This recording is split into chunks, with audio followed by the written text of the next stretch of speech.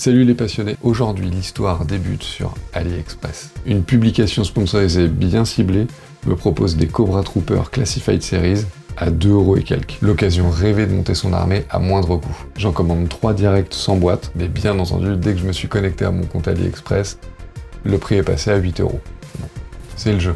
Comme disait un vieux sage, life is life. La la, la la la. J'ai quand même pris le risque, alors copie, rebut ou production parallèle, aujourd'hui on déballe tout et on voit le résultat. Oh, what's in the box? Alors franchement j'ai pas eu le temps de trop cogiter, mais la réception a été ultra rapide dans une enveloppe simple. Chaque figurine était dans un petit papier bulle entouré d'un élastique. Moi je m'attendais pas à recevoir un écrin avec les figurines, j'avais commandé 100 boîtes. Et là je me retrouve devant 3 figurines plutôt propres, trop propres. Alors un peu sceptique, je regarde de plus près, et c'est là que j'ai commencé à capter pourquoi elles étaient pas très chères. La peinture pas très bien faite, des problèmes de moulage, des articulations un petit peu légères, un plastique un petit peu douteux, et les armes complètement tordues quoi. Donc pour en avoir le cœur net, j'en ai commandé un emballé, histoire de pouvoir comparer. Et c'est maintenant qu'on va déballer et qu'on va tout comparer. On va zoomer, décortiquer, analyser. La vérité est juste là. Allez, c'est parti. Hasbro versus AliExpress. Allez, on décortique. Donc ouais, en fait, voilà moi ce qui m'a choqué en premier. Tu vois, le basculement,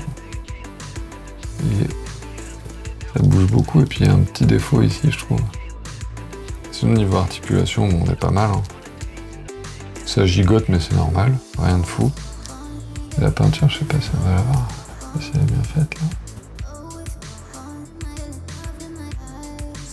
Derrière, elle est un peu bizarre, je trouve. La ceinture, elle lui rentre dans la colonne. Ok. Il y avait aussi le casque. Je trouve un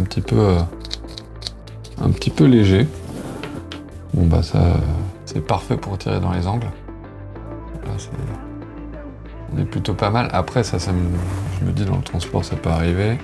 Bon, après, les autres accessoires, rien trop à dire. Ok. L'autre, celui-là était plutôt pas mal. Il y a toujours ce problème de peinture sur le nez, quoi. À ce niveau-là. Le troisième, bon, bah là, on est sur une peinture encore extrêmement bien faite, hein. D'accord, hein. Et là par contre là, ici, là les gars, il y a un problème quoi. Le gars il a la ceinture en fait directement sous la colonne vertébrale. On dirait qu'il a un gros slip en fait. Ouais. Ok, bref. Passons maintenant au vrai. Avec toujours ces petits emballages aussi relous à déballer que très stylé. D'ailleurs, si vous avez une technique pour le déballer, je suis preneur.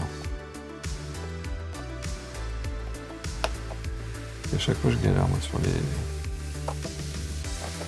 celle-là. Ce que je fais, c'est que je découpe ici.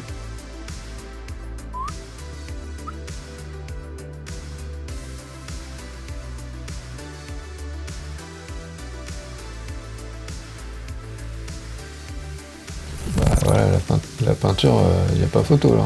J'ai même l'impression, enfin, c'est peut-être à la caméra, mais que c'est même pas la même qualité de peinture, quoi. On voit bien ici que c'est tout abîmé, ici c'est propre. Il y a plus de détails en fait sur le masque. Les jambières, elles sont plus brillantes sur le vrai. Là ça brille, là c'est vraiment pas du tout le même.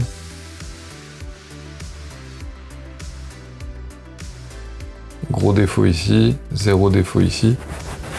Voilà, petit défaut de moulage encore. Bon après voilà, c'est des figurines à 3€. Hein. Ah ouais, même un truc là.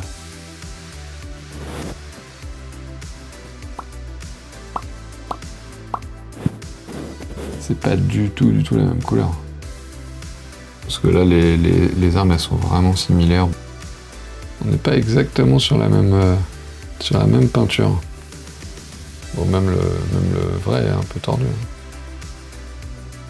Maintenant, on va passer à la petite pesée. Figurine originale. 80 grammes pile.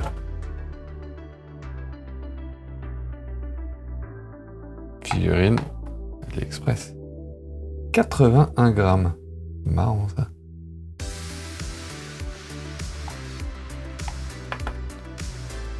« 80 grammes. 81 grammes. Bon, ça se joue vraiment à très peu.